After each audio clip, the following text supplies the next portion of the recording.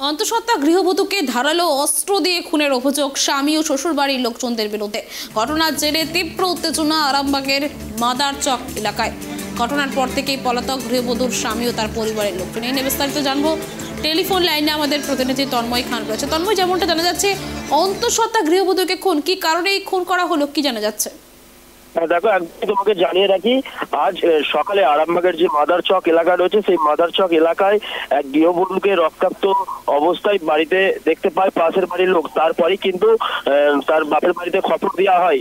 তখনই বাপের বাড়ির লোকজন ছুটে আসে। বাপের বাড়ির লোক জানায় যে গতকালকেই তার বাপের বাড়ি থেকে শ্বশুর বাড়িতে নিয়ে আসা হয়েছে। ওই মৃত গৃহবধূর নাম সাবেনা খাতুন ও তার স্বামী গতকালকেই গিয়ে নিয়ে এসে তাকে শ্বশুর বাড়ির লোক ও তার স্বামী যে খুন করেছে এরকমই কিন্তু অভিযোগ উঠছে। তার গোটা শরীরে ধারালো অস্ত্র চিহ্ন রয়েছে।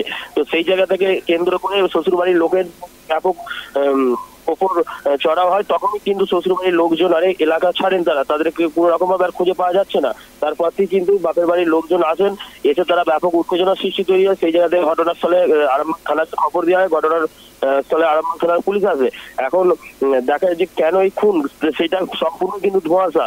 যে কোনো গন্ডগোল অশান্তিও থাকেনি, মাঝে মধ্যে টুকটাক যেরকম পারিবারিক অশান্তি সেরকমই হতো। বাকি কেন যে খুন করা হয়েছে সেটা এখনো পর্যন্ত তারা বুঝতে পারছে না। এই খুনের পর থেকেই কিন্তু শ্বশুরবাড়ির লোকজন নিপাত্তা। সুষমা, ধন্যবাদ তন্ময়।